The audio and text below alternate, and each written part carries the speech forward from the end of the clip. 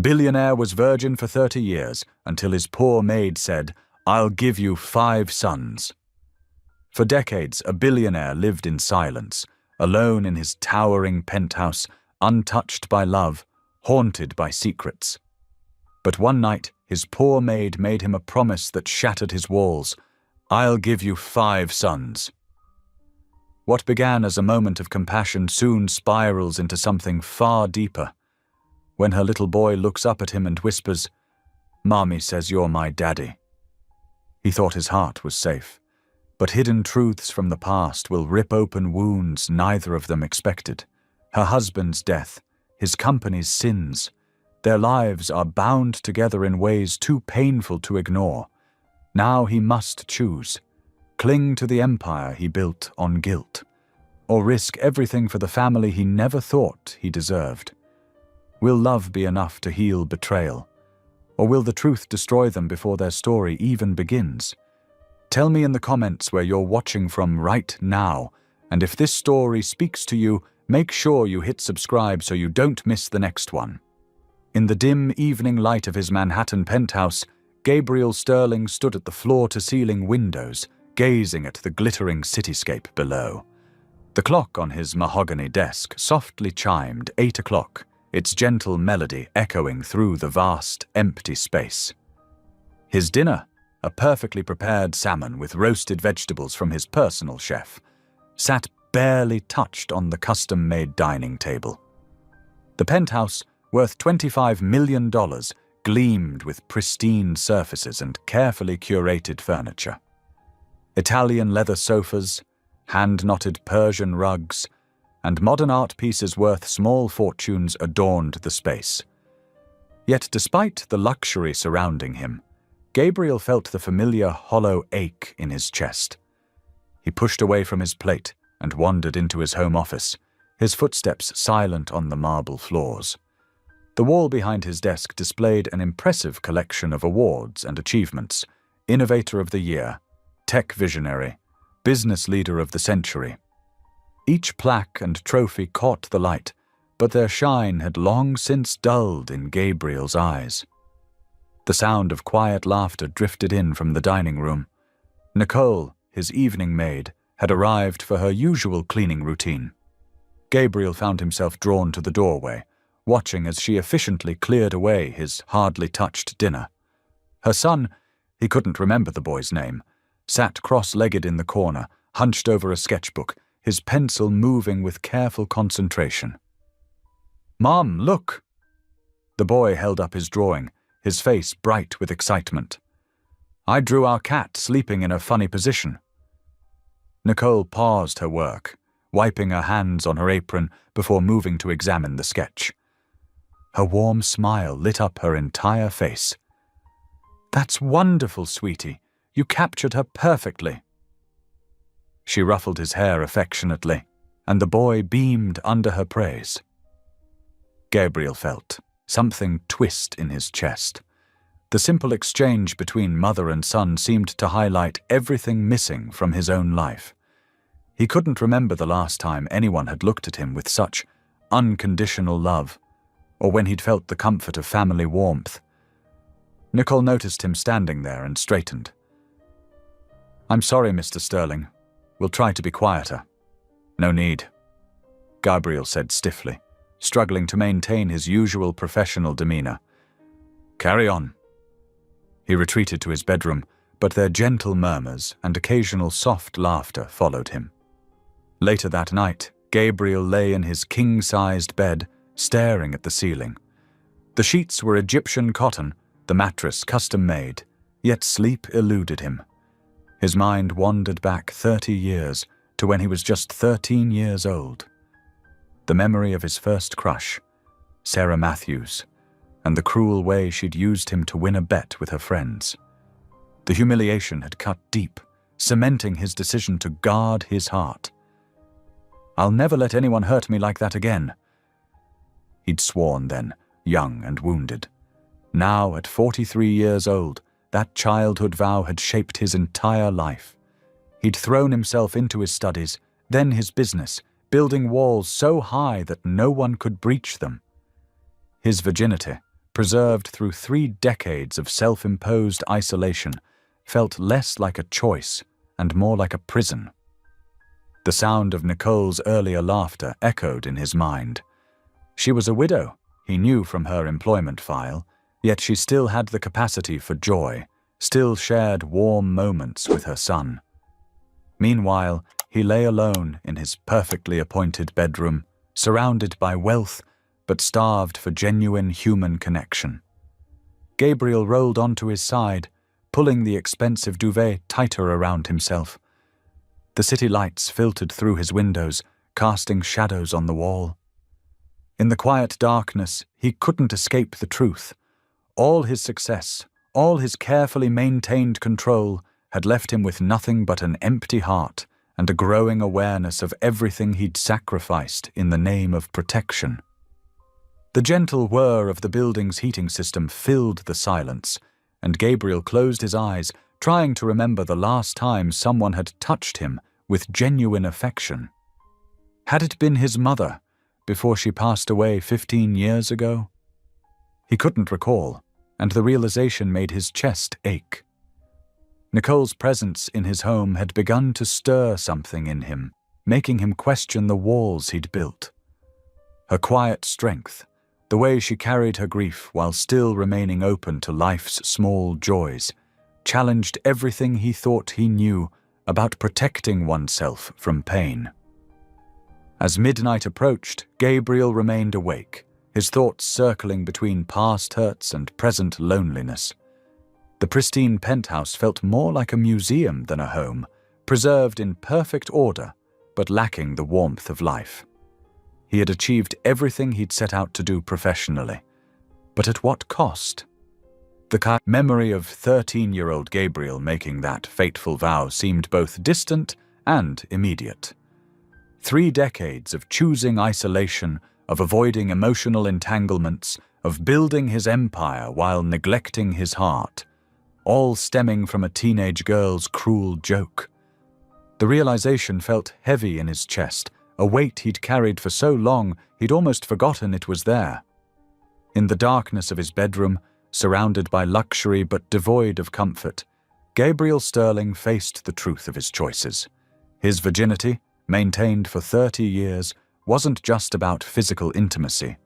It was a symbol of all the connections he'd denied himself, all the chances at love and family he'd rejected in favor of safe, sterile success. The sound of the city below continued its constant hum, a reminder of the millions of lives being lived, connections being made, while he remained in his self-imposed fortress of solitude. Tomorrow would bring another day of meetings, decisions, and careful distance. But something had shifted inside him. The simple scene of Nicole and her son had cracked open a door he'd kept firmly shut for 30 years, letting in a glimmer of what might be possible if he found the courage to lower his walls. The morning sun streamed through the floor-to-ceiling windows of Gabriel Sterling's penthouse kitchen, casting long shadows across the marble countertops. Nicole had arrived earlier than usual, her son in tow, to prepare breakfast and start the day's bread-making. The familiar scent of coffee already filled the air as Gabriel emerged from his bedroom, drawn by the domestic sounds that had become part of his morning routine. He paused in the kitchen doorway, watching as Nicole's capable hands worked the dough on the floured surface. Her movements were methodical, yet gentle, pushing and folding with a rhythm that spoke of years of practice. Her son sat at the counter, his small legs swinging as he attempted to help, though more flour seemed to end up on his clothes than in the mixture. "Oops!" The boy's surprised giggle filled the kitchen as a cloud of white powder puffed into the air. Instead of scolding him, Nicole just smiled, reaching over to dust some flour off his nose. "That's okay, sweetheart. Sometimes the messiest baking sessions make the tastiest bread." Her voice was warm, patient, filled with a mother's love that made Gabriel's chest tighten with an unfamiliar ache. He must have made some small sound because Nicole looked up, catching his eye. "Good morning, Mr. Sterling. Breakfast will be ready in 15 minutes. I hope you don't mind that we started the bread early today." "No, that's fine," Gabriel managed, his usual composure slightly rattled by the domestic scene before him. He couldn't remember the last time anyone had baked bread in his kitchen. The house staff his parents employed had always brought in pre-made items from approved bakeries. Nicole's son waved at him, leaving small flour handprints on the counter. "Hi, Mr. Sterling. Mom's teaching me how to make bread. Do you want to help?" Before Gabriel could formulate a response, thunder rumbled in the distance. The morning's bright start was giving way to dark clouds rolling in from the west, promising a significant storm. Gabriel's shoulders tensed automatically at the sound. "I have work to attend to," he said stiffly, retreating to his study. But he couldn't shake the image of Nicole's hands working the dough, the easy way she'd laughed with her son, the simple joy they found in each other's company. As the morning progressed, the storm grew more intense. Rain lashed against the windows, and lightning split the sky in brilliant flashes.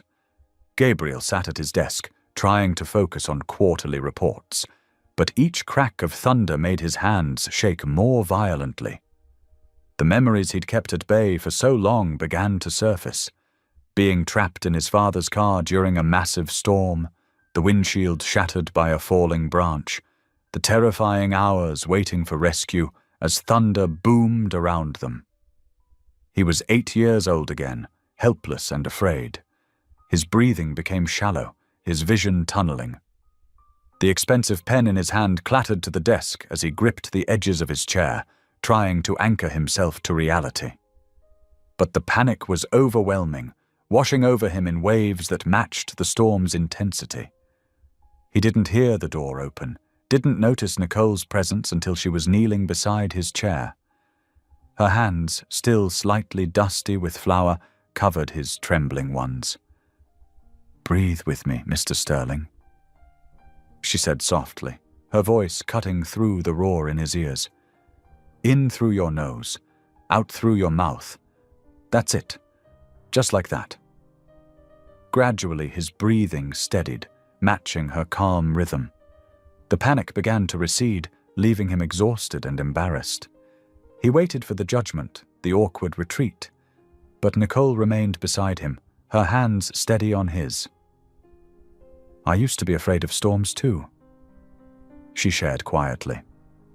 "After my husband died, every crack of thunder felt like the world ending all over again. But then I realized something. We're not meant to weather our storms alone." Gabriel stared at her, struck by the compassion in her eyes. There was no pity there, no judgment, just understanding and something else he couldn't quite name. "You don't need to be alone anymore," she whispered, her voice barely audible above the rain.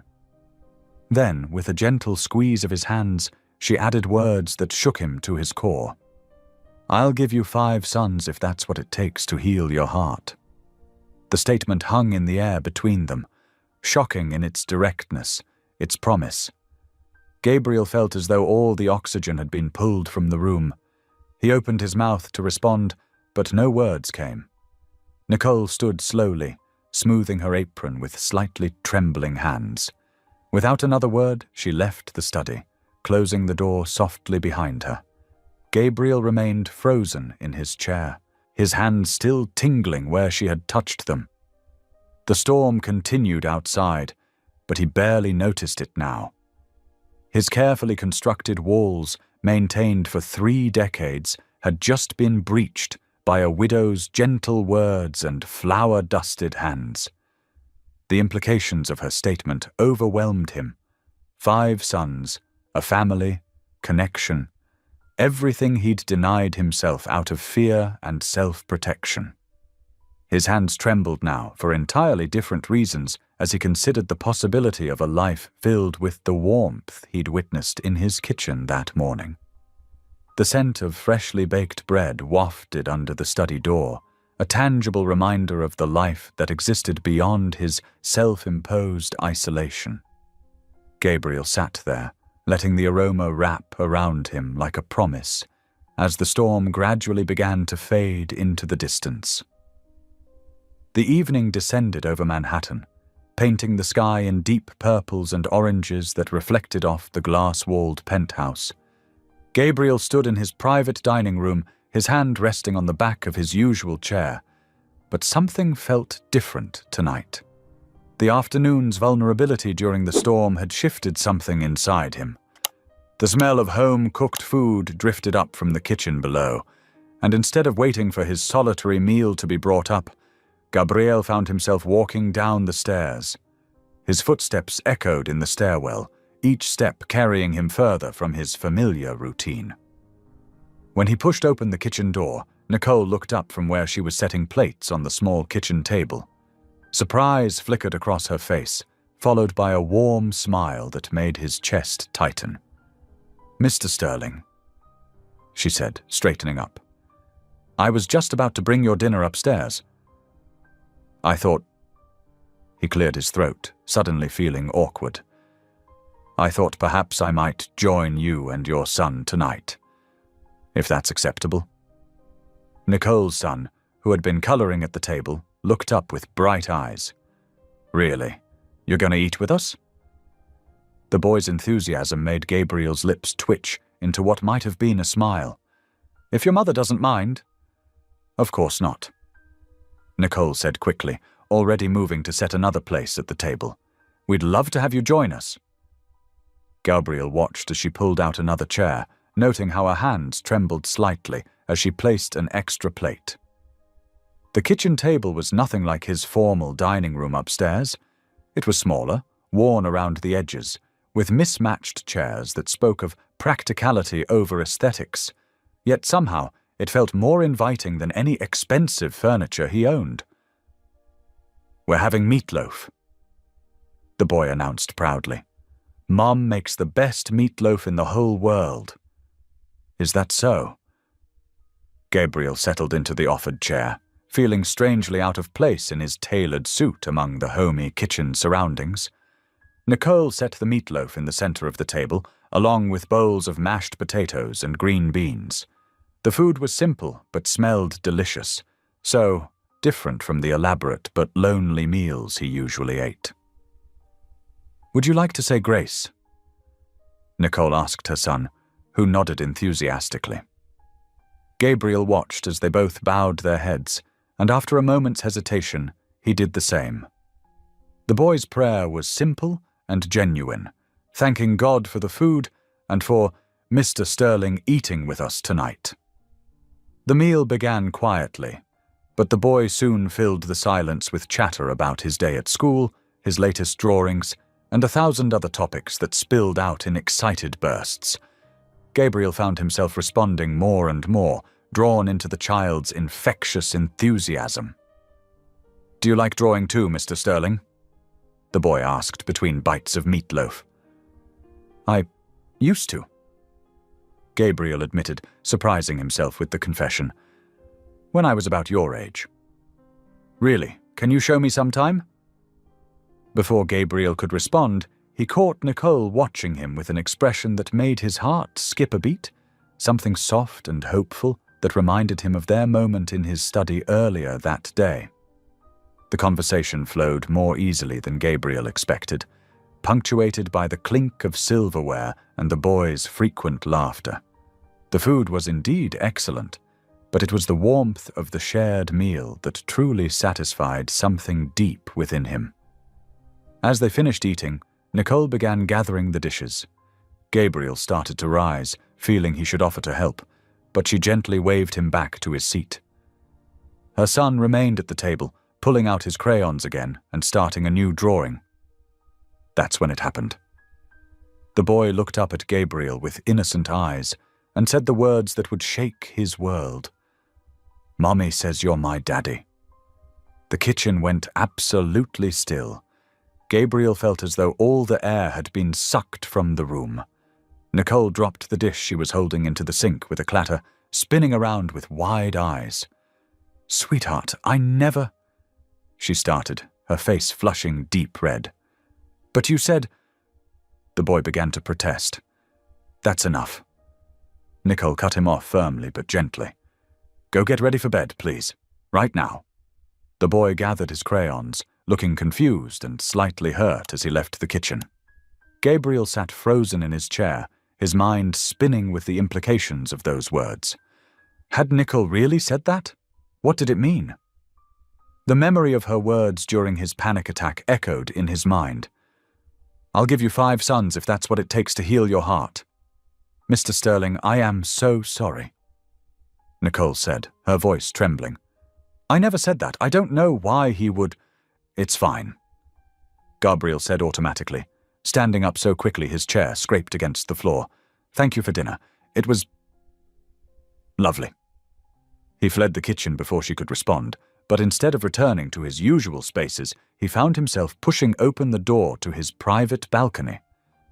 The night air was cool against his face as he began to pace, his expensive shoes clicking against the concrete. The lights of Manhattan sparkled below him, but Gabriel barely saw them. His mind was consumed with possibilities, with questions, with the way Nicole had looked at him across the kitchen table, with the easy warmth of her son's chatter. Back and forth he paced, loosening his tie as the night grew deeper. Had Nicole really told her son that? Or was it just a child's imagination? And if she had said it, what could it mean? Was it a slip of the tongue, a wishful thought spoken in an unguarded moment? Or was it something more? The memory of dinner kept replaying in his mind. The simple prayers, the shared laughter, the feeling of belonging he'd experienced for those brief moments. It had felt right in a way his solitary meals never had. But now that rightness was tangled up with confusion and uncertainty. Hours passed as Gabriel continued his restless pacing. The city lights below gradually dimmed as businesses closed for the night, but still he walked, trying to make sense of the evening's events and the unfamiliar emotions they had stirred in him. The morning sun filtered through the floor-to-ceiling windows of Gabriel's penthouse, casting long shadows across the polished hardwood floors. He had barely slept, his mind too full of questions that needed answers. The sound of Nicole's arrival, the soft click of the service elevator, the quiet rustle of her movements in the kitchen, made his heart beat faster. He found her in the kitchen, already busy preparing breakfast. The familiar scent of coffee filled the air as she moved with practiced efficiency, her back turned to him as she worked at the counter. Nicole, Gabriel said softly, not wanting to startle her. Could we talk? She turned, and he could see the tension in her shoulders, the way her hands twisted the dish towel she held. Of course, Mr. Sterling.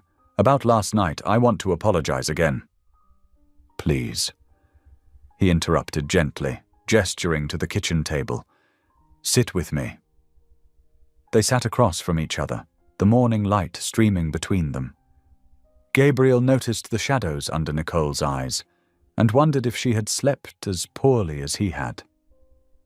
About what your son said. He began carefully, watching her face. I know you told me you didn't say those words to him, but I need to understand where they came from. Nicole's cheeks flushed, and she looked down at her hands folded on the table. He must have overheard me praying, she admitted quietly. I often pray in the evening, after he's supposed to be asleep.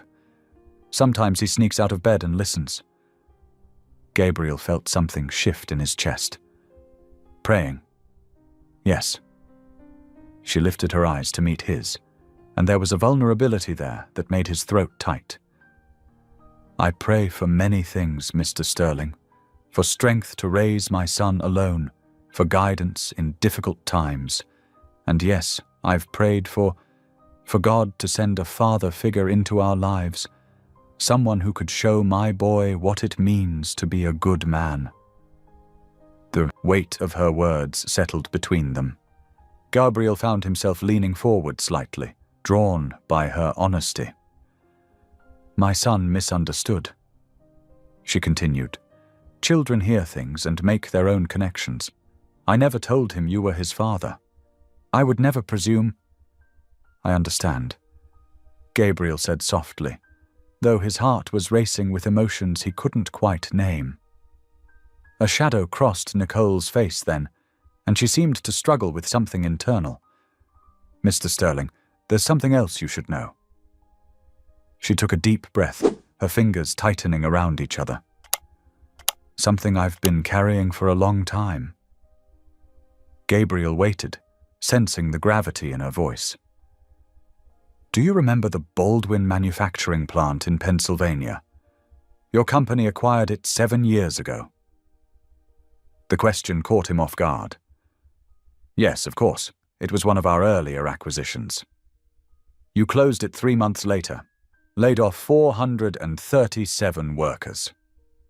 Her voice was steady, but he could hear the pain underneath. Gabriel felt a chill run down his spine.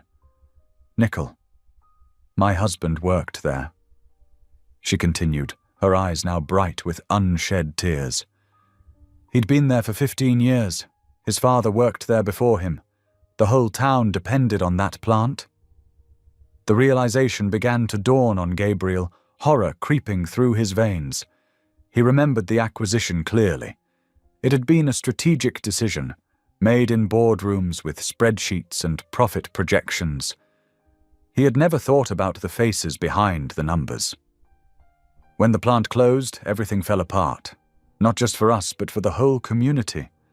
My husband tried to find work, but there was nothing else in town. We had to sell our house, move in with my parents. Nicole's voice cracked slightly. He started drinking. Not much at first, but then more and more. The depression set in. I tried to help him, but he couldn't see past the shame of not being able to provide for his family. Gabriel felt sick. He knew what was coming, but he couldn't stop her words. One night, after drinking too much, he drove his car into a tree. The police said it was an accident, but— She wiped a tear from her cheek. "I knew better. He'd left a note. He couldn't live with the failure anymore." The silence that followed was deafening. Gabriel's mind raced through memories of board meetings where they had discussed the Baldwin acquisition. He remembered congratulating himself on the efficiency of the reorganization, on the cost savings that had pleased the shareholders. "I never knew," he whispered, his voice hoarse. "The reports never showed." "The reports wouldn't show the children who lost their homes," Nicole said quietly. "Or the marriages that broke up under the strain, or the people who, like my husband, couldn't find a way to go on." Gabriel stood abruptly, turning to face the window. His reflection stared back at him, successful and wealthy in his tailored suit, while behind him sat a woman whose life he had unknowingly destroyed. "How?" He struggled to form the words. "How can you work for me? How can you even look at me?" He heard Nicole's chair scrape against the floor as she stood. "At first I couldn't," she admitted. "When I saw your name on the job listing, I almost didn't apply, but I needed the work, and something told me to take the chance." Gabriel turned back to face her, his eyes filled with anguish. "I'm so sorry, Nicole. I never meant to. I never thought about—" "I know," she said softly. "That's part of the problem, isn't it? The distance between decisions made in boardrooms and the lives they affect." The truth of her words hit him like a physical blow. How many other lives had his business decisions impacted? How many other families had been destroyed while he celebrated his success? "The money I've made," he said, his voice thick with emotion. "It's built on the ruins of lives like yours. Everything I have is an opportunity to do better," Nicole finished for him, "to make different choices going forward." Gabriel stared at her, amazed by the grace in her words. "How can you be so understanding?" "Because holding on to bitterness only destroys the vessel that contains it," she said. "I learned that the hard way, And because I've seen something in you these past months, Mr. Sterling, something that wants to change." The weight of guilt pressed down on Gabriel's shoulders, making it hard to breathe. The sterile luxury of his penthouse suddenly felt obscene. His awards and accolades mocked him from their shelves, each one possibly representing another family torn apart by his decisions. "I don't deserve your forgiveness," he said quietly. "Maybe not," Nicole agreed. "But you have it anyway. The question is, what will you do with it?" Gabriel Sterling sat in his home office, but for the first time in years, he couldn't focus on work.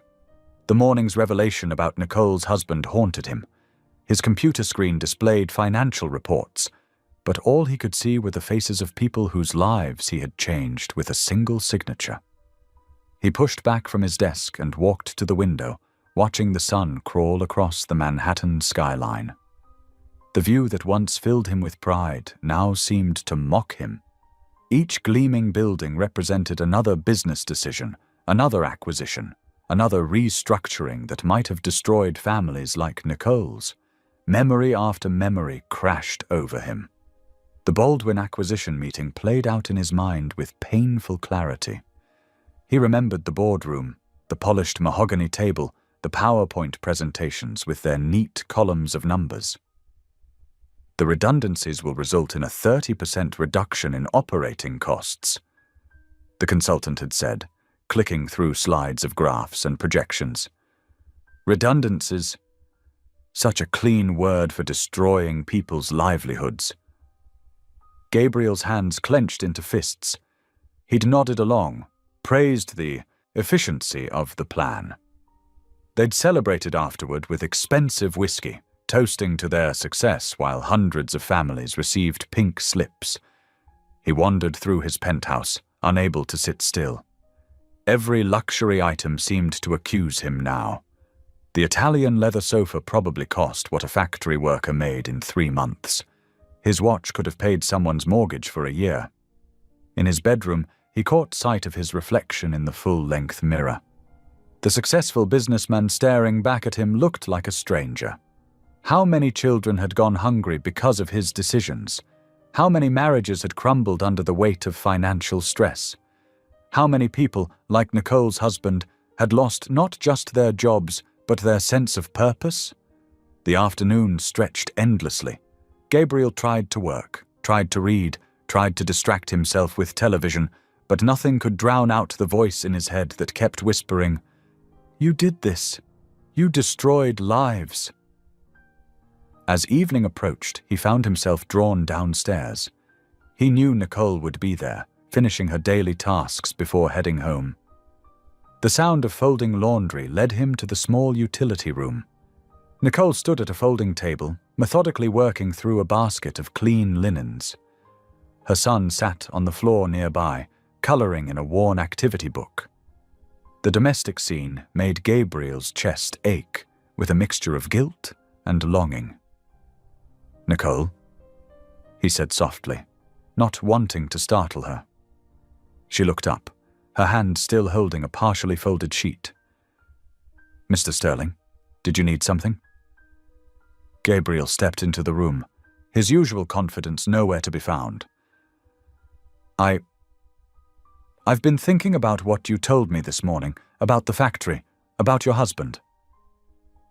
Nicole's hand stilled on the sheet, but she remained silent, waiting. "I've spent the day remembering all the decisions I've made over the years," he continued, his voice rough with emotion. "All the times I signed off on layoffs or closures without thinking about the people involved.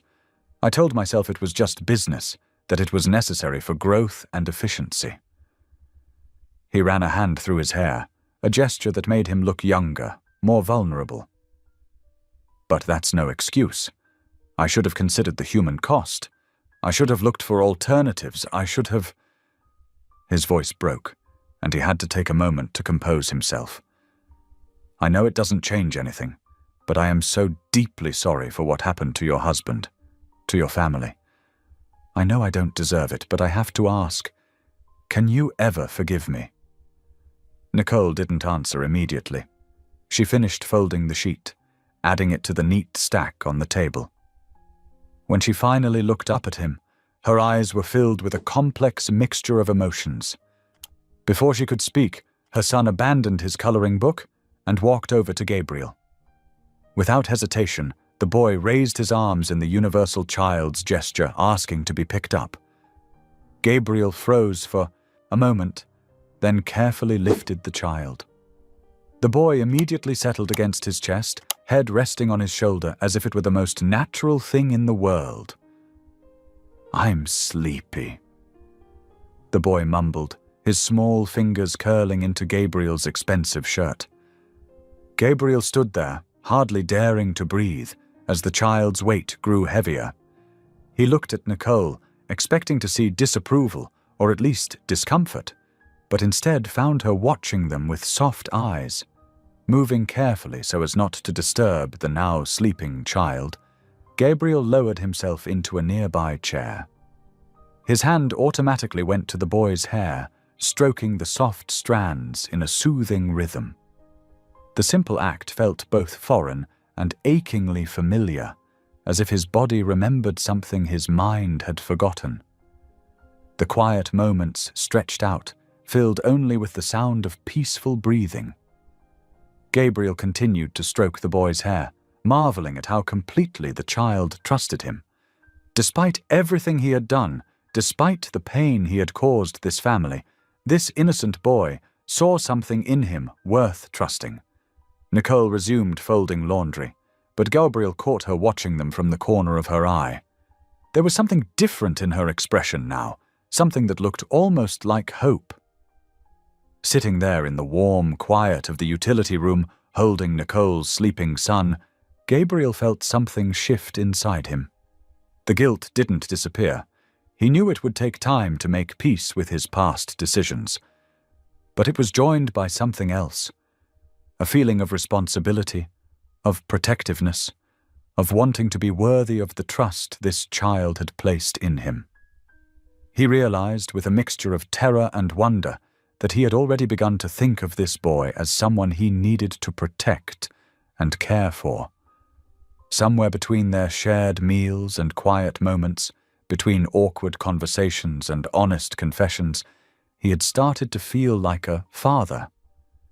The revelation should have frightened him, should have sent him running back to the safety of his solitary life.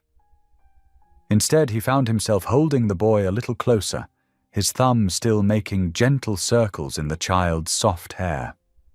Morning sunlight streamed through the floor-to-ceiling windows of Gabriel Sterling's penthouse, casting long shadows across the polished marble floors. He stood in his kitchen, watching the coffee maker's digital display count down the seconds, his mind unusually active for such an early hour. The events of the previous evening kept replaying in his thoughts. The weight of Nicole's sleeping son in his arms, the unexpected peace he'd felt, the way something fundamental had shifted inside him. He glanced at his watch. 6:45 in the morning. Nicole would arrive soon with her boy. His fingers drummed nervously against the counter. He'd barely slept, turning over this idea in his mind. For the first time in years, he wanted to share his space, his morning, his table with others. Right on. Schedule. He heard the quiet beep of the security system as Nicole used her entry code. The sound of small feet padding across the floor brought an involuntary smile to his face. "Good morning, Mr. Sterling," Nicole called out, surprise evident in her voice at finding him in the kitchen rather than his office. "Good morning," he replied, turning to face them. The boy was holding his mother's hand, still looking sleepy but brightening at the sight of Gabriel. "I was wondering, would you both join me for breakfast? At the dining table?" Nicole's eyes widened slightly. "Oh, we couldn't impose. Please." Gabriel interrupted softly. "I'd like you to." The boy tugged at his mother's hand. "Can we, Mummy, please?" Nicole hesitated, looking between her son's hopeful face and Gabriel's uncertain one. Finally, she nodded. "If you're sure, Mr. Sterling." "Gabriel." he corrected gently. Please call me Gabriel, at least during breakfast. He led them to the formal dining room, where morning light sparkled off the crystal chandelier. The boy gasped at the sight, his eyes wide as he took in the elegant space. It's like a castle, he exclaimed, making both adults smile. I've never actually eaten here with company, Gabriel admitted, pulling out chairs for both of them. It always seemed too big for just one person. Nicole helped her son into his chair, while Gabriel went to the kitchen, returning with coffee for himself and Nicole and milk for the boy. Soon they settled into a comfortable rhythm, passing plates and sharing simple conversation. The boy, more awake now, couldn't contain his excitement. I had a dream about school last night, he announced, carefully handling his fork the way his mother had taught him. I was in the biggest classroom ever, and everyone had their own computer, and we were learning about space. Gabriel leaned forward, genuinely interested. Space. What did you learn about in your dream? All the planets and the stars. The boy's face lit up with enthusiasm. Did you know that Jupiter is so big you could fit 100 Earths inside it? Is that so? Gabriel asked, catching Nicole's warm smile from across the table. Uh-huh. And I want to be an astronaut when I grow up. Or maybe a teacher. Or maybe an astronaut who teaches other astronauts. Gabriel found himself chuckling, a sound that felt foreign but pleasant in his throat. Those all sound like excellent career choices. As they continued eating, Gabriel watched the easy interaction between mother and son. Nicole gently reminded her boy to use his napkin, helped him cut his pancakes into manageable pieces, and listened intently to every story he wanted to share. It was so different from his own sterile morning routine of protein shakes and business news. When the plates were cleared, and the boy was contentedly drawing with crayons Nicole had produced from her bag, Gabriel gathered his courage. Nicole, he began, his voice uncertain. I've been thinking. Last night made me realize how limited my world has become. Everything in my life is scheduled, sanitized, and separate from real experience. He gestured around at the formal dining room. All of this wealth, and I don't even know how to truly live anymore. Nicole looked at him thoughtfully, waiting for him to continue. I was wondering if you would help me learn about the world beyond all this. He waved his hand at the expensive furnishings. Simple things, like cooking a meal from scratch, or taking a walk in the park without checking emails, or... He hesitated before adding, maybe even visiting your church someday. Nicole's expression softened, but she didn't answer immediately. She watched her son coloring for a moment before turning back to Gabriel. My world is very different from yours, she said carefully. There's nothing fancy about it. No 5-star restaurants or luxury cars, just simple meals, community gatherings, and faith. That's exactly what I want to learn about. Gabriel replied earnestly. I've spent so long hiding in this tower of mine, I've forgotten what real life feels like. Will you help me? Nicole studied his face, seeming to search for something in his expression. Whatever she saw there made her smile gently. All right, she agreed. But I should warn you. Once the church ladies find out you're interested in joining us, they'll never let you go. They've been praying for new members for months. Gabriel felt an unexpected warmth spread through his chest at her acceptance. I think I'm ready to take that risk. The boy looked up from his drawing. Are you going to come to church with us? They have the best cookies after service. Is that so? Gabriel asked, amused by the child's priorities. Uh-huh. And Miss Sarah lets me help arrange the flowers sometimes, and Mr. Joe teaches us songs and... As the boy continued listing all the wonderful things about his church community, Gabriel caught Nicole's eye. She was watching him with a mixture of caution and hope, as if she could see something in him that he couldn't yet see himself. The morning light continued to stream through the windows, warming the room and casting a golden glow over their little gathering. Gabriel realized that for the first time in years, his massive dining room didn't feel empty. Instead, it felt like it was finally being used for its true purpose, bringing people together, sharing meals and stories, creating connections that went beyond the surface of wealth and status. He listened to the boys' cheerful chatter, watched Nicole's gentle corrections and encouragements, and felt something inside him continue to soften and change. The transformation that had begun the night before, holding a sleeping child in his arms, was continuing in the simple act of sharing breakfast and making plans for a different kind of future.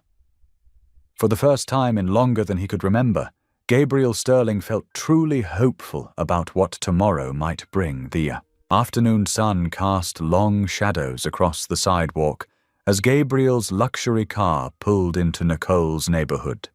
He felt distinctly out of place in his tailored suit, like a peacock among sparrows.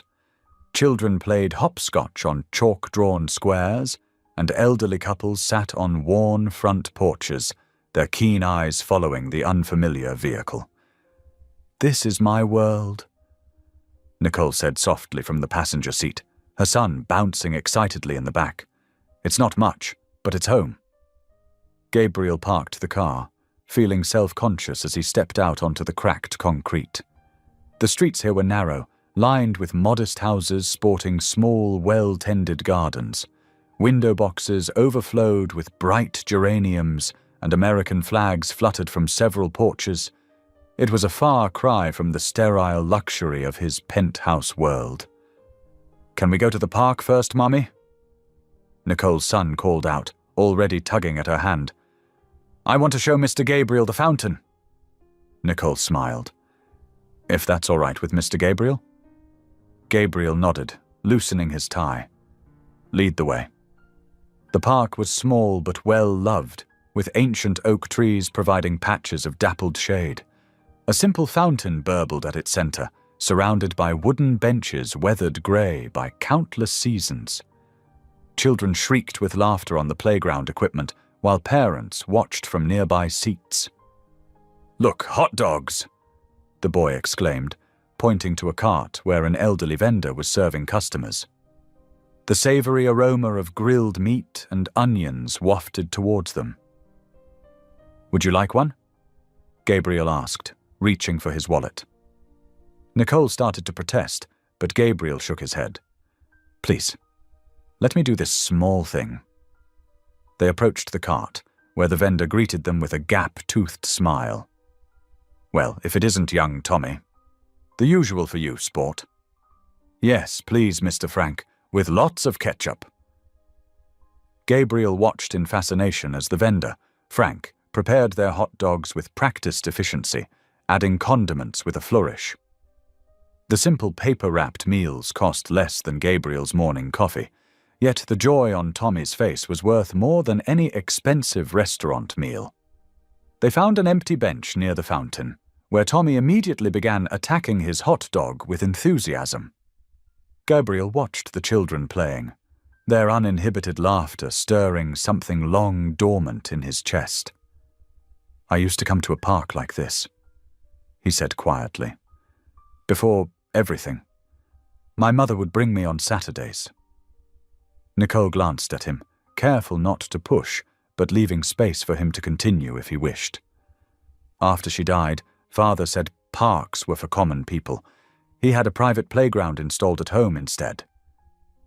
Gabriel took a bite of his hot dog, savoring the simple, honest flavors. It wasn't the same. "Mr. Gabriel," Tommy called out, having finished his food in record time. "Do you know how to skip stones?" "I'm afraid not," Gabriel admitted. "I'll teach you." Tommy grabbed his hand, pulling him towards the fountain's edge. "You have to find flat ones like this." Gabriel allowed himself to be led, aware of Nicole watching them with gentle amusement. Tommy demonstrated the proper technique, his small arm flicking sideways to send a pebble dancing across the water's surface. Gabriel's first attempt sank immediately, creating an ungraceful splash. Tommy giggled but encouraged him to try again. "You have to throw it like this." He demonstrated once more. After several attempts, Gabriel managed to make a stone skip twice. The simple achievement brought a surprised laugh from his throat. "I did it. See, you're getting better." Tommy beamed up at him, and Gabriel felt an unexpected warmth spread through his chest. As the afternoon wore on, more families arrived at the park. Gabriel noticed how they greeted Nicole with familiar waves and friendly calls. This was a real community, where people knew each other's names and stories. When the sun began to set, painting the sky in brilliant oranges and pinks, Nicole gathered them together. "We should head to the church now. Evening prayer service will be starting soon." The church was a modest brick building with a simple white steeple reaching toward the darkening sky. Gabriel hesitated at the entrance, suddenly aware of how long it had been since he'd attended any religious service. "It's okay," Nicole assured him softly. "Just come as you are." Inside, the wooden pews were worn smooth from years of use. Stained glass windows caught the last rays of sunlight, casting colored shadows across the floor. The congregation was small, perhaps 30 people, but their voices filled the space with warm greetings. "Nicole, so good to see you, dear." An elderly woman approached, her eyes twinkling as she noticed Gabriel. "And who might this be?" "This is my employer, Mr. Sterling."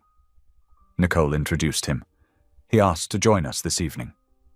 "Welcome, welcome." The woman clasped his hand in both of hers. "I'm Sarah. We're so pleased to have you with us." Others approached, each offering genuine welcomes that made Gabriel's usual social defenses feel unnecessary. Tommy ran off to join other children his age, completely at ease in this familiar environment. The service itself was simple but moving.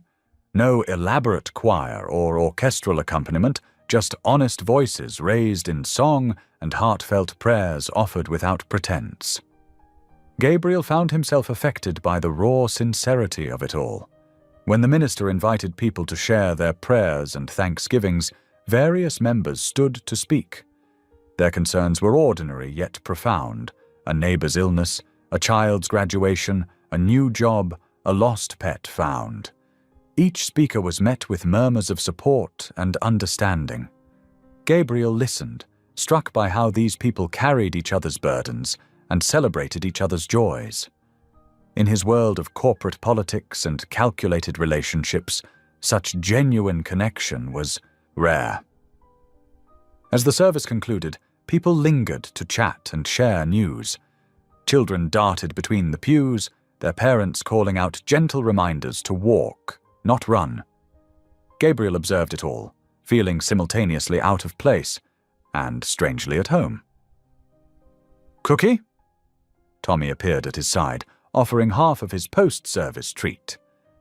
Gabriel accepted it with gravity, recognizing the significance of a child willing to share such a precious commodity. "Thank you, Tommy." The drive back to the penthouse was quiet, Tommy having fallen asleep in the back seat. The city lights created a familiar glow against the night sky, but Gabriel saw them differently now. Behind each window might be a family sharing dinner, a child learning to read, a community supporting one another. As they pulled into his building's garage, Gabriel realized something had shifted within him. The emptiness that had been his constant companion for decades felt less overwhelming. In its place was something new, not quite belonging, not yet, but perhaps the possibility of it. "Thank you," he said softly to Nicole as they rode the elevator up, "for sharing your world with me today." Nicole adjusted her sleeping son in her arms. "Thank you for wanting to see it." The elevator doors opened to his penthouse, all chrome and glass and expensive emptiness. But for the first time in as long as he could remember, Gabriel Sterling felt truly alive. The simple pleasures of the day, hot dogs in the park, skipping stones with Tommy, the warmth of the congregation had awakened something he thought long dead. He watched as Nicole carried Tommy to their quarters, the boy's peaceful face illuminated by the city lights streaming through the windows. For the first time, his massive penthouse didn't feel like a fortress protecting him from the world. Instead, it felt like a space waiting to be filled with something more valuable than all his wealth, real human connection. The days that followed brought a gentle transformation to the Sterling penthouse. What was once a museum-like space of pristine surfaces and echoing silence gradually filled with the warm sounds of life and learning. In the expansive kitchen one morning, Gabriel stood beside Nicole, attempting to follow her instructions for making French toast. His usually steady hands fumbled with the egg, creating a mess on the counter. "Like this," Nicole demonstrated, cracking an egg with one hand. "It takes practice." Gabriel's next attempt sent shell fragments into the bowl. "I've never been particularly domestic," he admitted, cheeks flushing. "My expertise tends toward circuit boards, not cooking boards." Nicole laughed softly, fishing out the shells with a spoon. "Everyone starts somewhere. Tommy couldn't even reach the counter 2 years ago, and now he's my best helper." As if summoned, Tommy bounded into the kitchen, still in his pajamas. "Can I show Mr. Gabriel how to dip the bread?" "Certainly." Nicole smiled.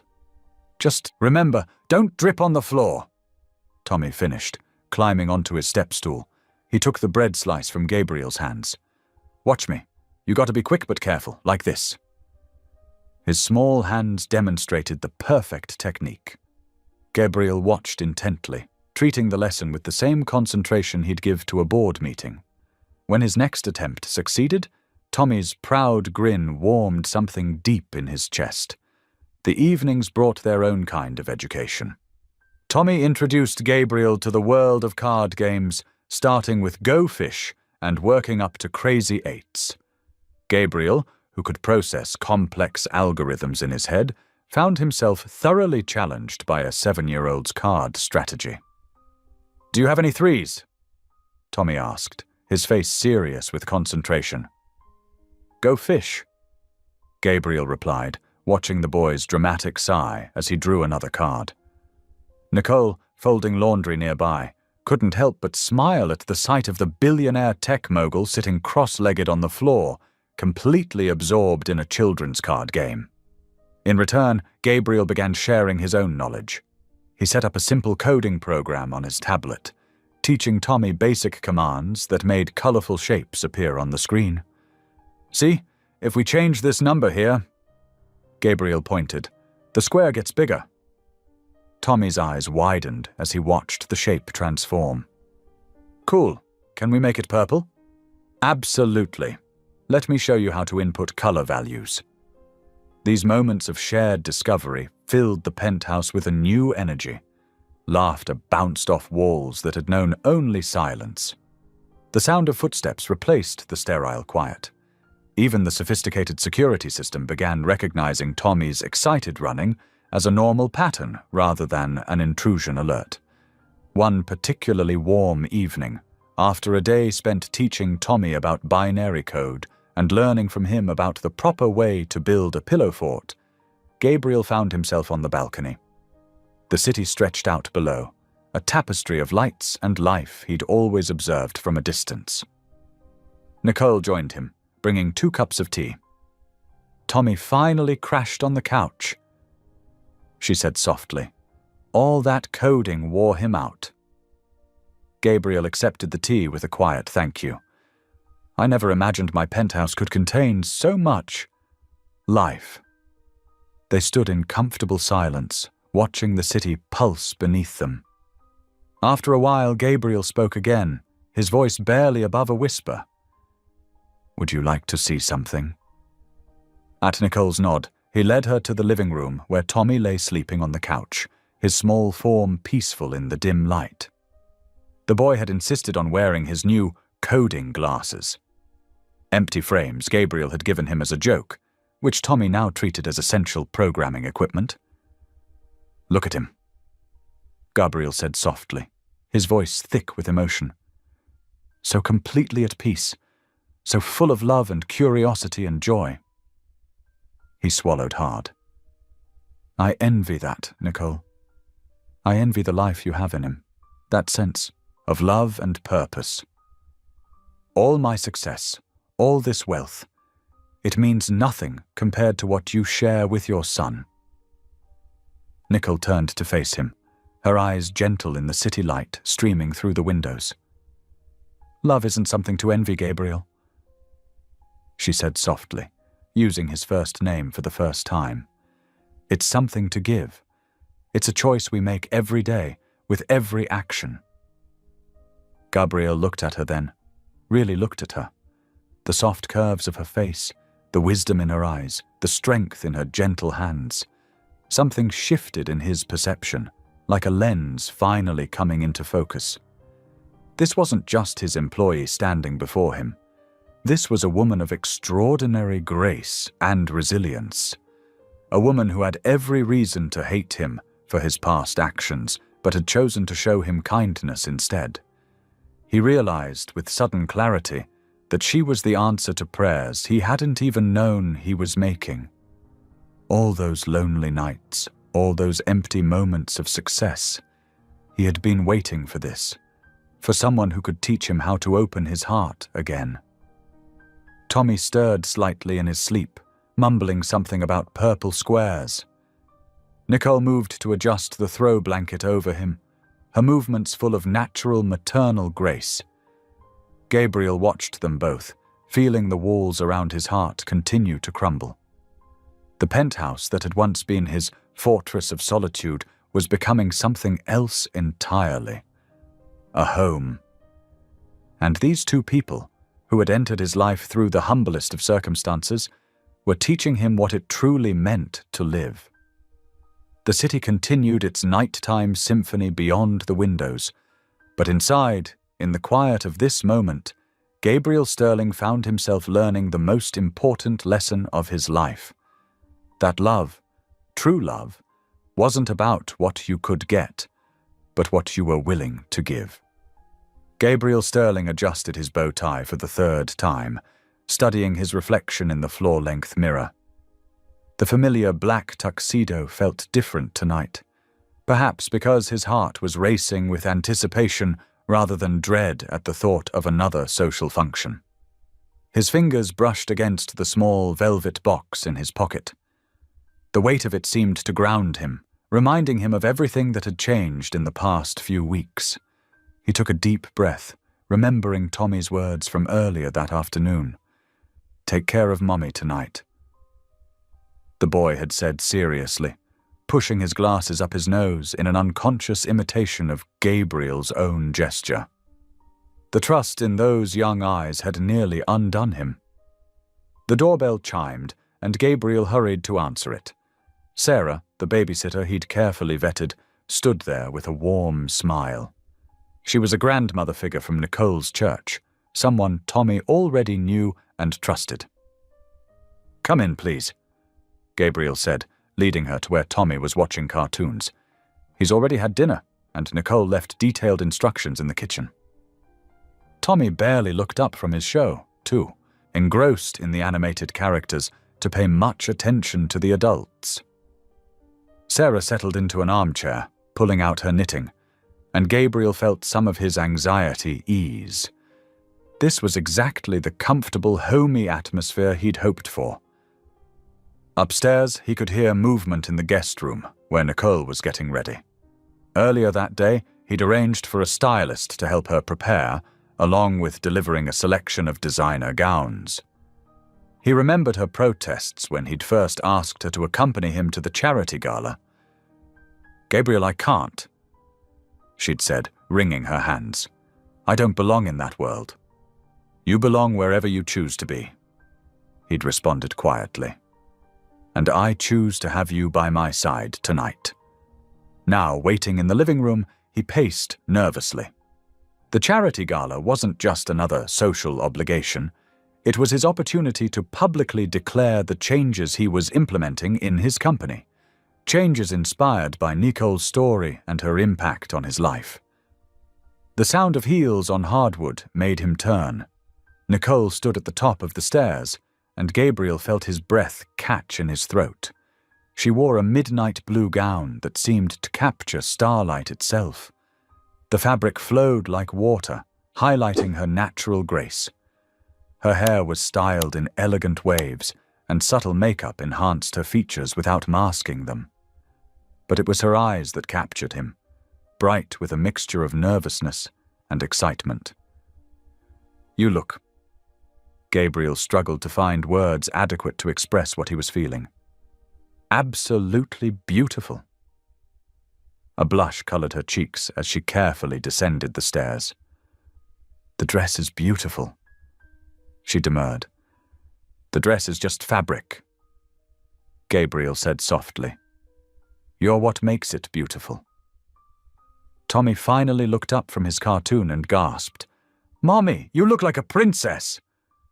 Nicole laughed, the sound breaking some of the tension. She knelt carefully in her gown to hug her son.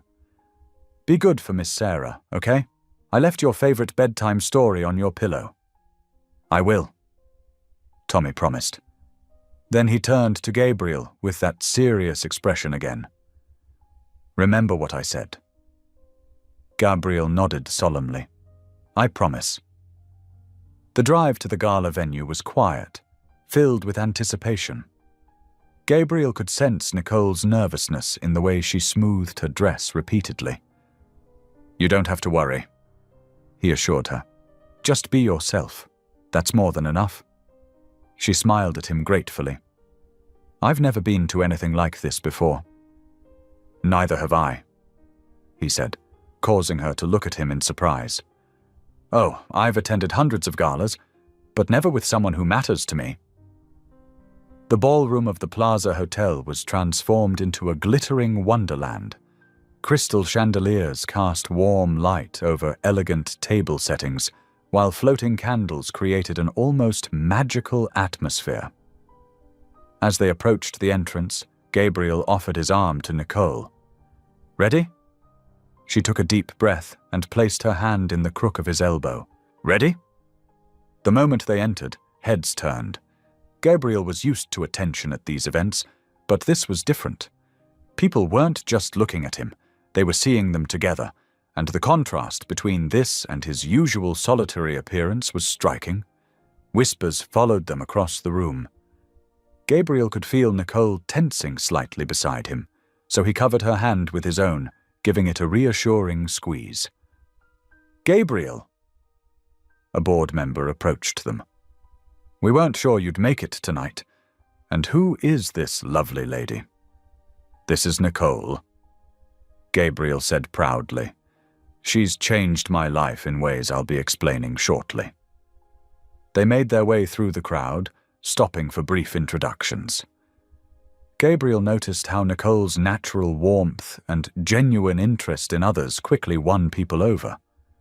She listened intently to stories, asked thoughtful questions, and showed the same compassion to billionaires that she did to everyone else. Finally, it was time for the speeches. As the charity's largest donor, Gabriel was expected to address the crowd. He kissed Nicole's hand before making his way to the podium, feeling the weight of the ring box with each step. "Good evening," he began, his voice carrying clearly through the ballroom. "Many of you have known me for years as a businessman focused solely on profit and growth. Tonight, I stand before you as someone transformed." He paused, finding Nicole's eyes in the crowd. "Recently, I learned that one of our past corporate decisions, a factory closure that looked good on paper, led to devastating consequences for real people. One of those people was the late husband of an extraordinary woman who, through God's grace, came into my life as my housekeeper." The room had grown completely silent. "Nicole showed me what true strength looks like. She had every reason to hate me, yet she chose to show kindness. She taught me that success isn't measured in dollars, but in the lives we touch and the good we do. Gabriel's voice grew stronger. Tonight, I'm announcing a complete overhaul of Sterling Tech's policies.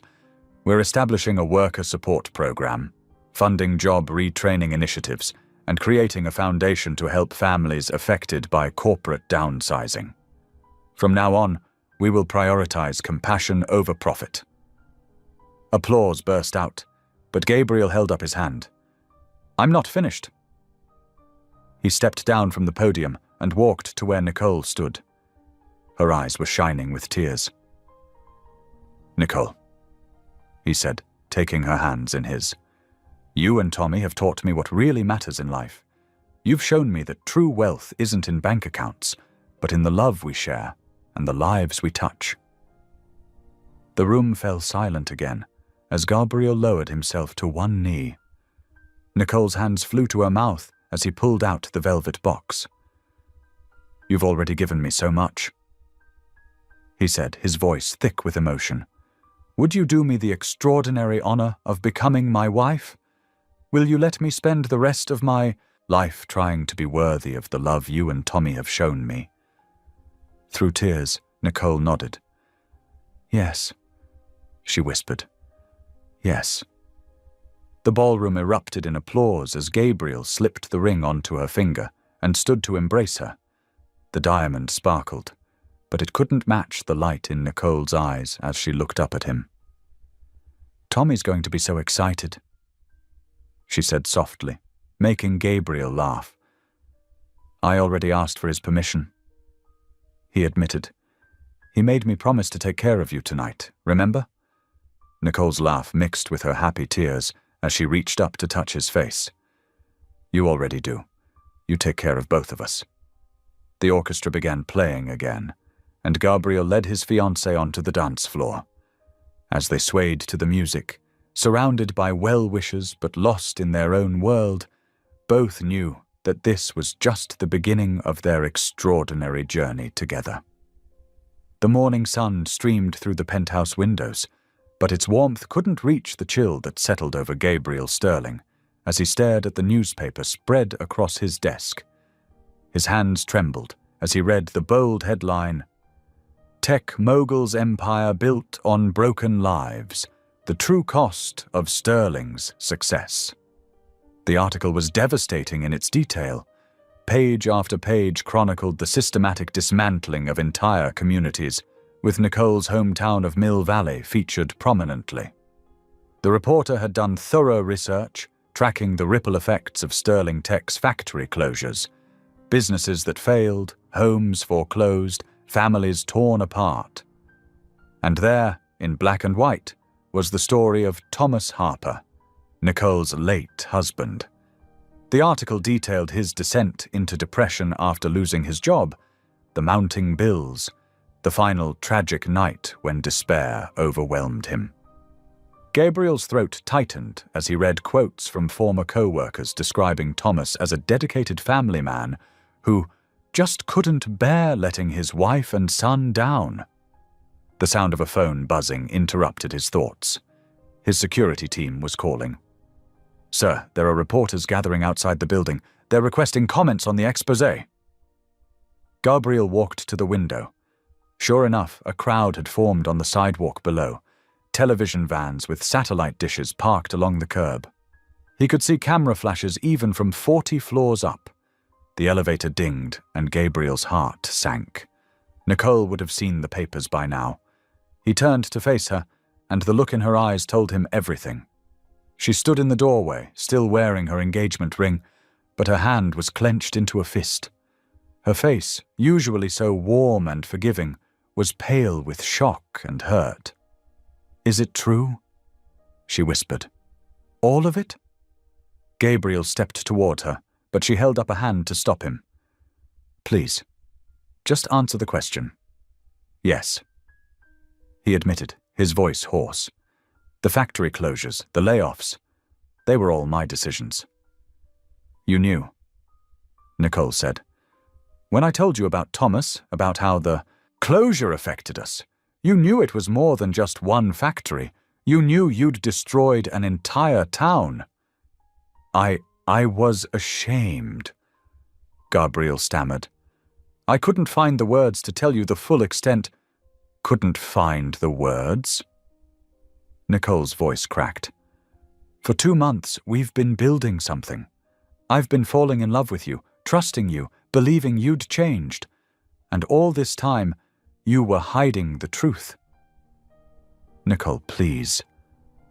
Gabriel moved toward her again. What I felt, what I feel for you and Tommy, it's real. I know I should have told you everything, but I was afraid. Afraid of losing me? She gave a bitter laugh. Did you think I wouldn't find out? That I wouldn't eventually learn how my husband was just one of hundreds of lives you ruined? The elevator dinged again, and Tommy ran out, his backpack bouncing. Mommy! Mr. Gabriel, did you see all the people downstairs? They're taking pictures. Nicole quickly wiped her eyes, turning to her son with forced composure. Tommy, sweetie, go pack your overnight bag. We're going to stay at Aunt Sarah's for a while. The boy's face fell. But why? I thought we were going to live here now. Mr. Gabriel said, Tommy. Nicole's voice was firm but gentle. Please do as I ask. As Tommy reluctantly headed to his room, Gabriel felt panic rising in his chest. Nicole, don't do this. We can work through this.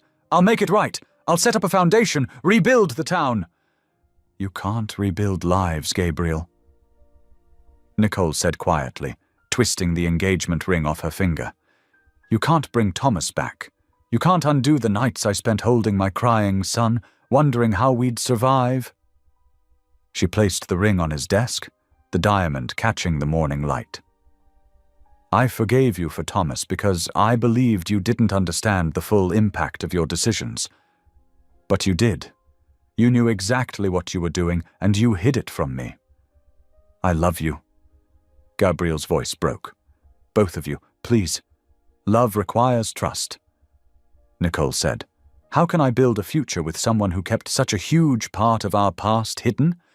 How can I explain to Tommy that the man who helped destroy his father's life wants to be his new father? Tommy returned with his backpack, looking confused and worried. Nicole took his hand, leading him towards the elevator. She paused at the doors, turning back one last time. I thought God brought you into our lives for healing, she said softly. But maybe He brought us into yours to show you the true cost of your choices. I hope you find peace, Gabriel, but I can't build my future on such painful ashes. The elevator doors closed, taking them away. Gabriel stood frozen, staring at the space where they had been, until his legs gave out. He collapsed into his chair, the newspaper headlines swimming before his eyes. Outside, camera flashes continued to light up the morning sky. Reporters called his name from the street below. His phone buzzed constantly with calls from his PR team, board, members, journalists. But Gabriel heard none of it. All he could hear was the echo of the elevator doors closing, the sound of his chants at love and redemption slipping away. He buried his face in his hands, his shoulders shaking with silent sobs. The penthouse, which had briefly known the warmth of family and laughter, felt colder and emptier than ever before. The morning sun continued to stream through the windows, but for Gabriel Sterling, all light had gone out of the world. The ring sat on his desk, a glittering reminder of dreams shattered by the weight of unspoken truths. In the silence of his penthouse, Gabriel faced the full magnitude of his past choices and the devastating cost of his failures, not just in dollars and cents, but in broken hearts and shattered lives. His phone buzzed again, but he ignored it. The empire he'd built, the wealth he'd accumulated, the power he'd achieved, it all meant nothing now. He had lost the only thing that had ever truly mattered, the chance to be loved, to be forgiven, to build a family from the ashes of past mistakes. Outside his window, the city continued its relentless pace, but inside, time seemed to stand still. Gabriel Sterling, the man who had finally learned to open his heart, sat alone in his fortress of wealth and success, surrounded by everything and left with nothing. The morning sun filtered through the floor-to-ceiling windows of Gabriel Sterling's penthouse, casting long shadows across the pristine marble floors. The silence pressed against his ears like a physical weight as he sat alone at his massive dining table, staring at the untouched breakfast before him. The perfectly arranged plate of eggs, toast, and fresh fruit, prepared exactly the way Nicole used to make it, had gone cold, just like everything else in his life. His fingers traced the polished wood of the table, remembering how just days ago it had been filled with the cheerful chatter of Tommy explaining his latest school project, Nicole's gentle laughter echoing through the space. Now the emptiness felt suffocating. Gabriel picked up his fork, then set it down again. His appetite had vanished the moment Nicole and Tommy had left. The newspaper that had destroyed everything lay folded beside his plate, its damning headlines still visible. Tech mogul's past devastation, the true cost of Sterling Industries' success. He pushed away from the table, his chair scraping against the floor with an harsh sound that seemed to mock the previous warmth of family meals shared in this space. Walking through the penthouse, every corner held memories that now felt like daggers to his heart. The kitchen where Nicole had taught him to knead bread, flour dusting their clothes as they laughed. The living room where Tommy had fallen asleep in his lap, trusting and innocent.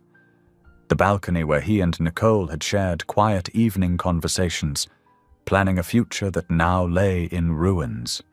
His home office, once his sanctuary, offered no comfort.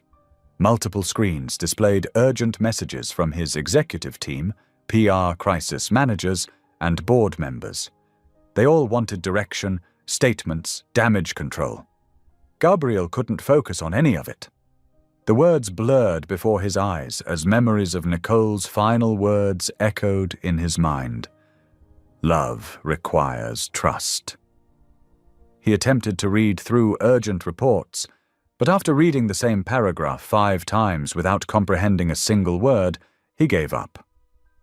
The laughter that had briefly filled these halls haunted him now, phantom sounds that made him turn his head, hoping to see Tommy running around a corner or Nicole smiling from a doorway. The afternoon stretched endlessly. Gabriel paced his penthouse like a caged animal, picking up objects only to set them down again.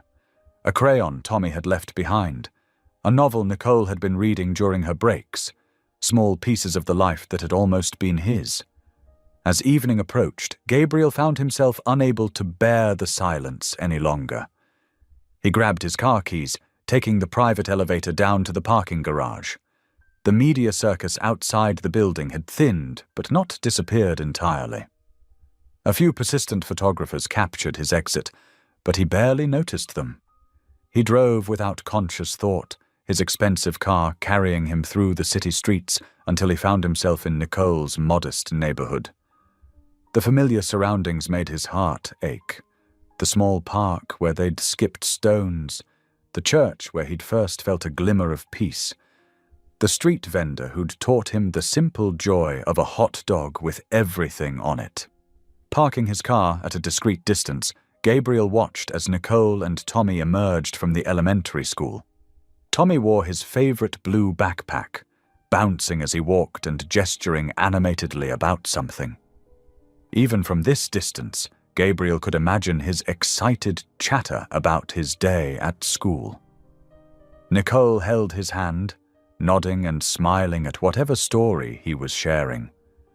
The sight of them together, walking home in the golden evening light, created a physical ache in Gabriel's chest. He gripped his steering wheel tightly, fighting the urge to step out, to run to them, to beg for another chance. But he knew he couldn't. Not yet. Not like this. He watched as they stopped at the corner store, emerging with what looked like a small bag of groceries. Tommy skipped alongside his mother, occasionally turning to walk backward while talking to her. their easy affection, their simple joy in each other's company. It was everything Gabriel had briefly tasted and lost. As they disappeared around a corner toward their apartment building, Gabriel remained parked, staring at the spot where they'd been. The evening light faded, street lamps flickering to life one by one. A simple apology wouldn't be enough. He knew that now. The damage he'd done went far deeper than just hiding the truth from Nicole. His company's actions had torn apart an entire community, destroyed countless lives like Thomas's, created ripples of pain that were still affecting people today. His phone buzzed again, probably another crisis management call, but he ignored it. In the growing darkness, Gabriel sat in his car, surrounded by the neighborhood where Nicole had shown him what real life looked like, where she'd taught him that true wealth wasn't measured in dollars, but in moments of connection, in genuine laughter, in the trust between people who loved each other. The street grew quieter as night approached. A few people hurried past, heading home to their families. Through a nearby window, Gabriel could see a family sitting down to dinner together, their faces animated in conversation. The scene reminded him painfully of the meals he'd shared with Nicole and Tommy, of the family he'd almost had. He started his car but couldn't bring himself to leave just yet. Light spilled from the windows of Nicole's apartment building, and he imagined them inside, Tommy doing homework at the kitchen table, Nicole preparing a simple dinner. The life he'd glimpsed, the love he'd almost grasped, now felt as distant as the stars beginning to appear in the darkening sky. A gentle rain began to fall, drops sliding down his windshield like tears.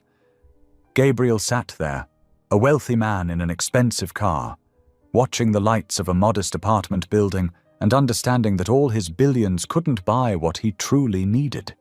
He couldn't simply throw money at this problem, couldn't fix it with a grand gesture or a charitable donation.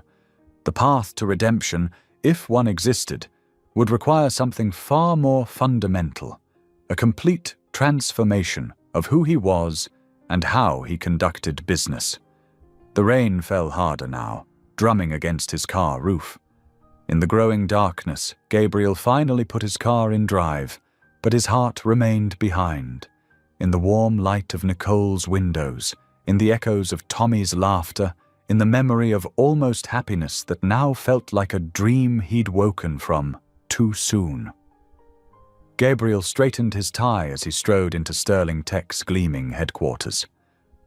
The morning sun reflected off the glass and steel building, but he barely noticed its familiar grandeur. His mind was focused on the task ahead, perhaps the most important board meeting of his career. "Mr. Sterling." His assistant Martha greeted him, hurrying to keep up with his determined pace. "The board members are already gathering. They're not happy about the emergency meeting." "They're about to be a lot less happy," Gabriel muttered, adjusting the folder of documents in his hands. The boardroom fell silent as Gabriel entered. 12 faces turned towards him, a mix of confusion and annoyance evident in their expressions. These were people he'd worked with for years, people who'd helped build Sterling Tech into the empire it was today, and they were about to witness its biggest transformation yet. "Ladies and gentlemen," Gabriel began, standing at the head of the long mahogany table. "Thank you for coming on such short notice. I've called this meeting because I'm making some significant changes to our company's direction." He opened his folder, distributing documents to each board member. "I'm selling 30% of my personal shares in Sterling Tech." The reaction was immediate. Charles Davidson, the longest-serving board member, nearly choked on his coffee. "You're what?" "Selling my shares," Gabriel repeated firmly, "and liquidating several of my personal assets. The funds will be used to rebuild the factory we closed in Millbrook 10 years ago." The room erupted in protests. "Have you lost your mind? This is corporate suicide. The shareholders will revolt." Gabriel raised his hand for silence. "The decision is made. The paperwork is already being processed. Patricia Chen, the chief financial officer, leaned forward. Gabrielle, you're talking about hundreds of millions of dollars. The Millbrook closure was a sound business decision. It improved our bottom line significantly and destroyed countless lives in the process. Gabriel countered. His voice grew softer but more intense. We measured success in profit margins while families lost their homes, while children went hungry, while good people. He paused, thinking of Nicole's late husband. While good people lost hope.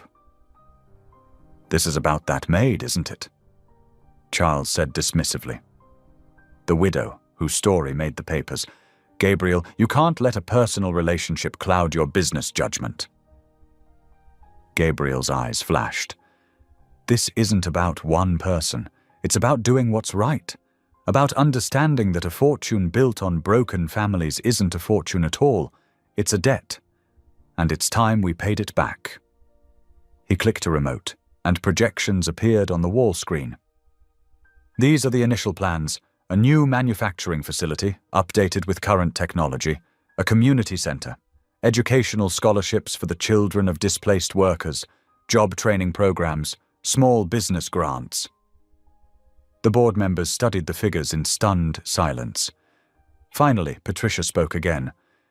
Gabrielle, even if we support this, and I'm not saying we do, the PR nightmare alone could sink us. Admitting fault, taking responsibility for decade-old decisions. Sometimes, Gabriel said quietly. Admitting our mistakes is the only way to move forward.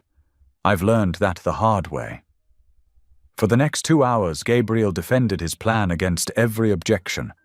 He had answers ready for their concerns about shareholder value, market perception, and legal implications. He'd spent the entire night preparing, fueled by coffee and the burning need to make things right. As the meeting drew to a close, most of the board members filed out in shocked silence. Only Charles remained behind, shaking his head. You're throwing away everything we built, everything your father built, for what? Conscience? Redemption? Love? Gabriel gathered his papers slowly. I'm not throwing anything away, Charles. I'm finally building something real.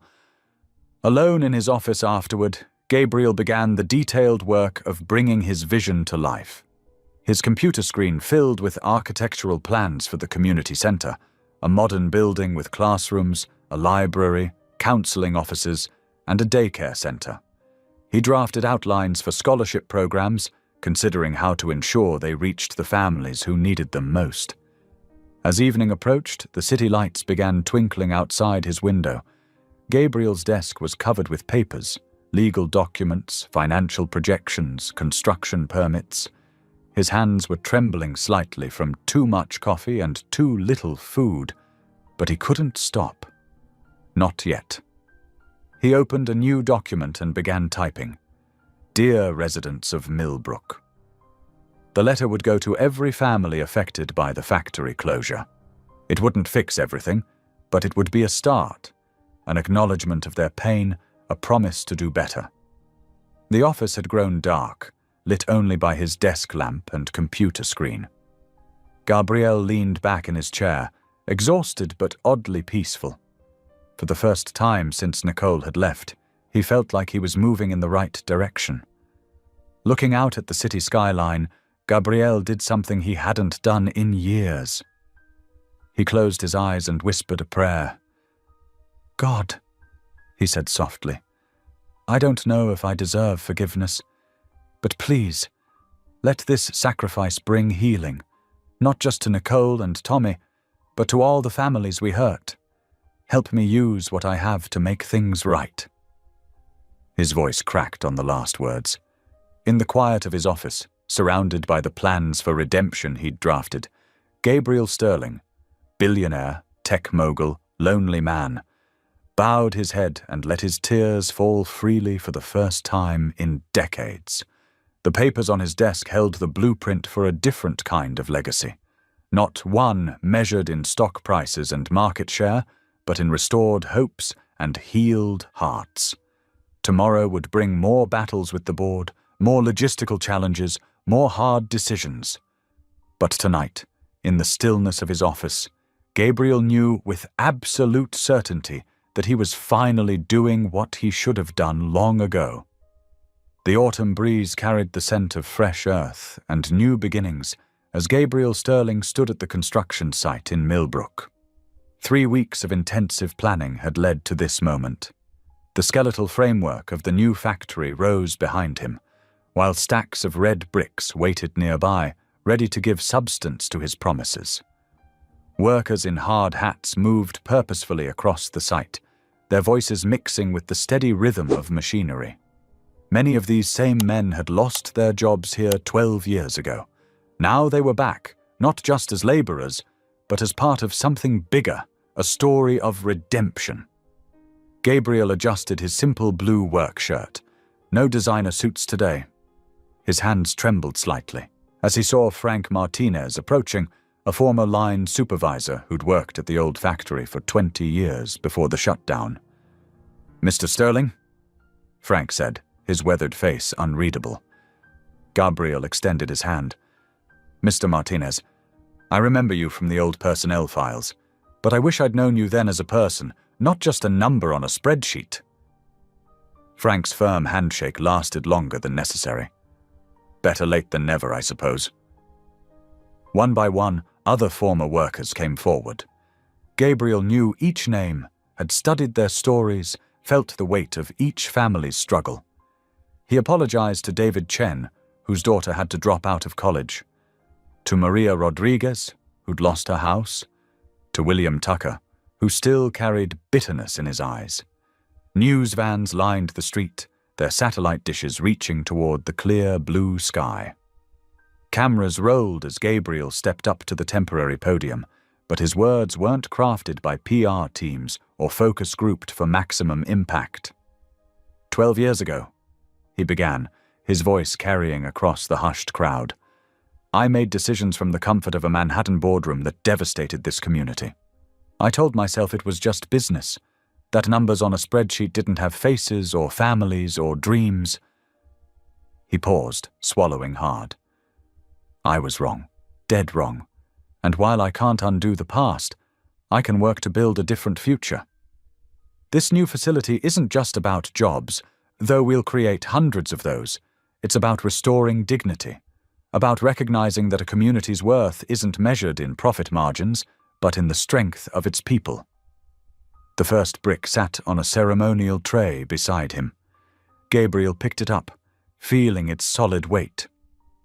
This brick represents a foundation, not just of a building, but of trust we need to rebuild, of hope we need to restore, of wounds we need to heal. He walked to the designated spot and, under the guidance of a master mason, carefully laid the brick in place. The cameras clicked and whirred, but Gabriel wasn't performing for them. His hands moved with reverence, knowing this moment meant something far beyond a photo opportunity. 15 miles away, in her modest living room, Nicole sat cross-legged on her worn couch, watching the broadcast. Her son Tommy pressed against her side, his eyes wide as Gabriel appeared on screen. "Look, Mommy, it's Daddy Gabriel!" Tommy pointed excitedly. "He's building something big!" Nicole's heart clenched at the name. She'd tried to explain their separation to Tommy. But how do you tell a child that adult relationships are complicated? That sometimes love isn't enough when it's tangled with pain and history? "Yes, honey," she said softly, running her fingers through his hair. "He is building something big." On screen, Gabriel continued speaking about community programs, training initiatives, and scholarship funds. But it was the way he looked at the people around him that caught Nicole's attention. The genuine remorse in his eyes, the humility in his posture, the determination in his voice. "Is he coming back now?" Tommy asked, turning to look up at her with hope shining in his eyes. "Since he's making things better." Nicole pulled her son closer, breathing in the sweet scent of his shampoo. "I don't know, sweetheart." But her voice wavered, uncertainty mixing with something that felt dangerously like hope. She watched as Gabriel shook more hands, listened intently to people's stories, and showed genuine interest in the construction plans. This wasn't the distant billionaire she'd first met, nor even the man who'd proposed to her at the gala. This was someone new, someone who'd faced his mistakes and chosen to change, not just with words, but with actions that cost him dearly. Tommy snuggled closer, yawning. "I miss him, Mummy. He makes good pancakes. Well, okay ones. Yours are better." Nicole smiled despite herself, remembering Gabriel's awkward attempts in the kitchen, his determination to learn, his joy when something turned out right.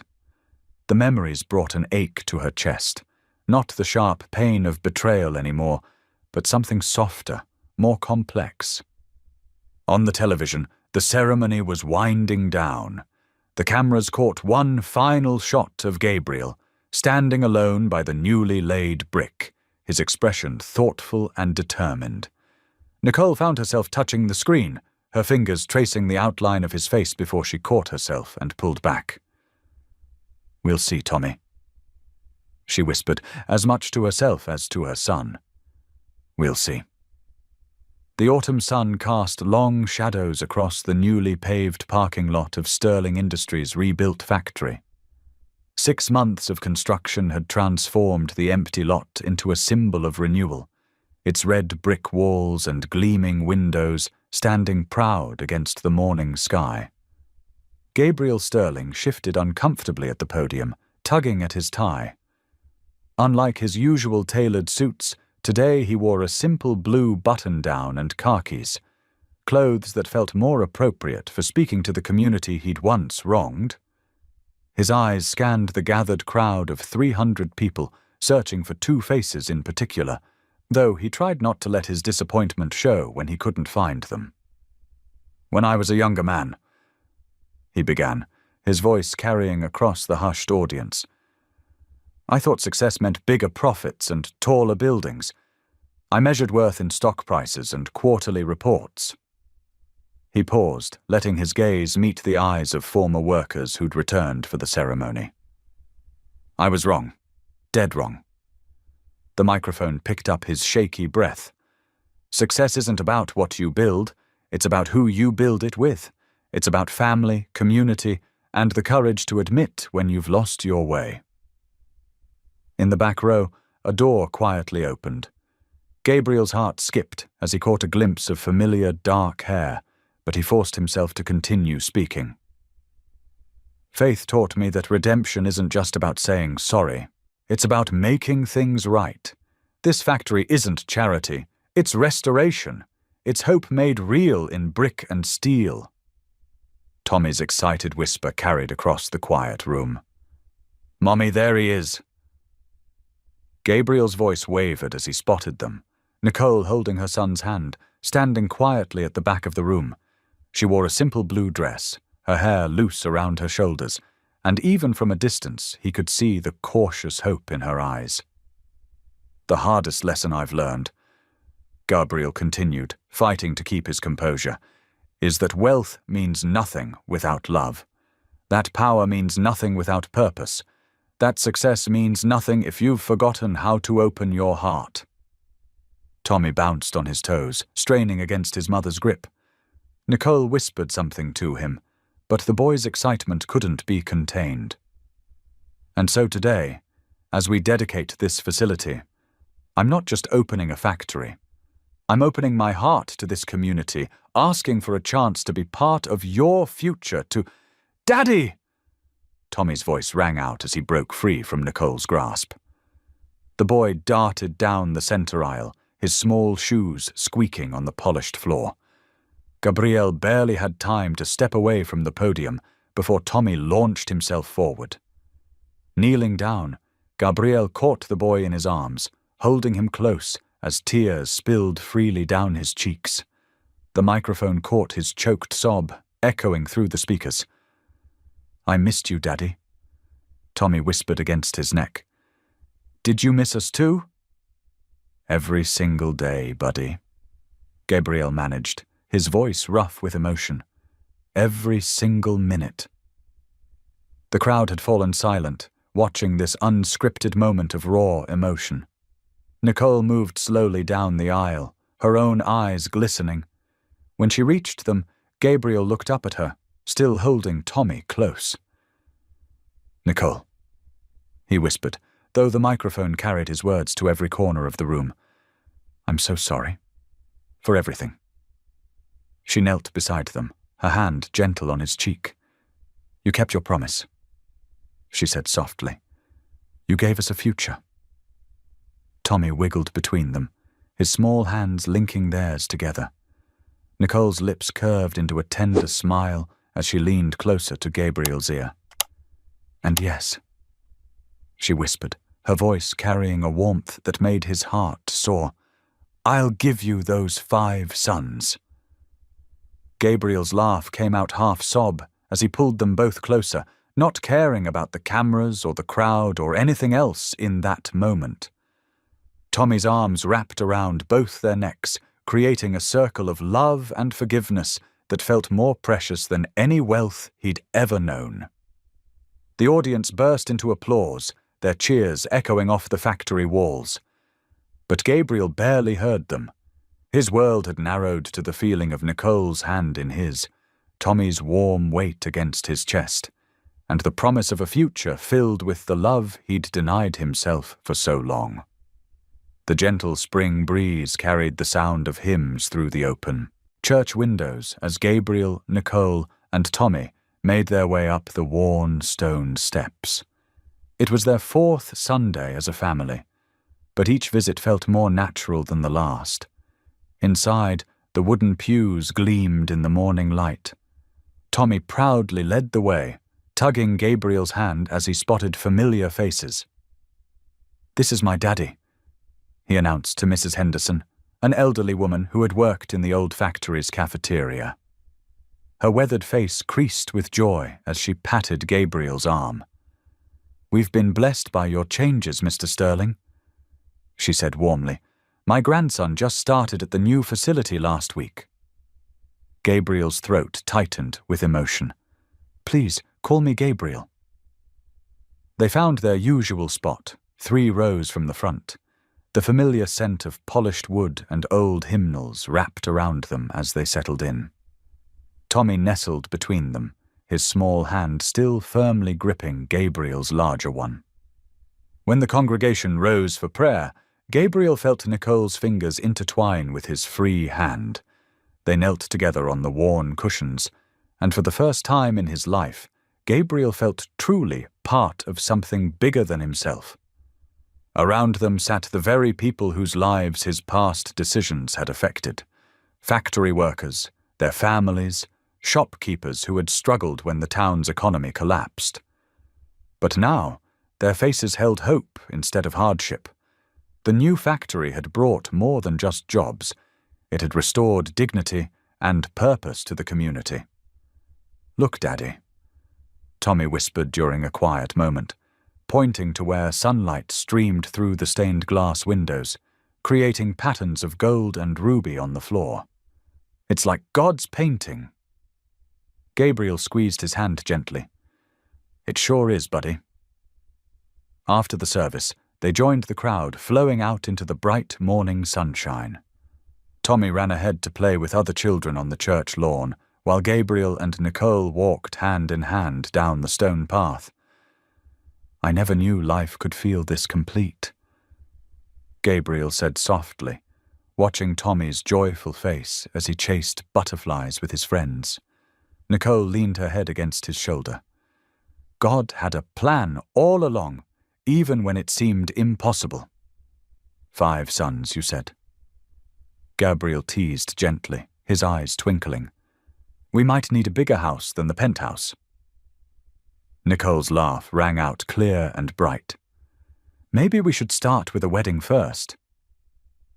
The morning sunlight caught her engagement ring, sending sparkles dancing across their joined hands. Around them, the community they'd helped rebuild buzzed with life and possibility. Children played, families chatted, and the newly reopened factory stood proud against the horizon, a symbol of redemption and renewal. Gabriel pulled Nico closer, feeling truly whole for the first time in his life. Here, surrounded by love and faith, he was no longer just a successful businessman or a lonely billionaire. He was simply a man blessed with the family he'd always longed for, living, proof that it's never too late for a heart to heal. Thank you for being here. If something in this story stayed with you, I'd love to see you again. Subscribe, and tomorrow I'll bring you another story crafted with heart.